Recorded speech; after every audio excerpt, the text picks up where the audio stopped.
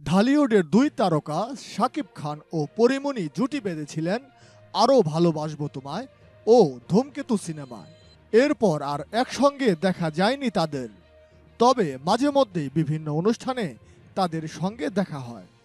সম্প্রতি সোশ্যাল মিডিয়ায় ছড়িয়ে পড়েছে শাকিব খান ও পরীমণির আলিঙ্গনের মুহূর্ত। ভিডিওটিতে দেখা যায় পরীমণি গাড়ি থেকে নেমে অনুষ্ঠানে প্রবেশ করেছেন।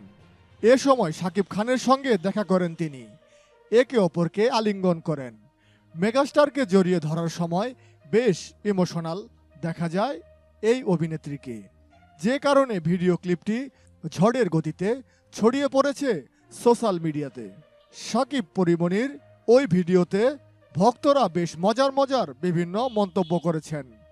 কেউ তাদের সুন্দর এই মুহূর্তের প্রশংসা করেছেন, আবার কেউ দুজনকে একসঙ্গে নতুন সিনেমায় কাজ করতে দেখতে চেয়েছেন। তবে নায়ককে জড়িয়ে ধরে পরীমণি কেন ইমোশনাল হয়ে যাচ্ছিলেন সেই প্রশ্ন তুলেছেন অনেকে। পরীমণিকে সবশেষ দেখা যায় রঙিলা কিতাব ওয়েব সিরিজে, অন্যদিকে শাকিব খানকে দেখা গেছে দরদ সিনেমায়।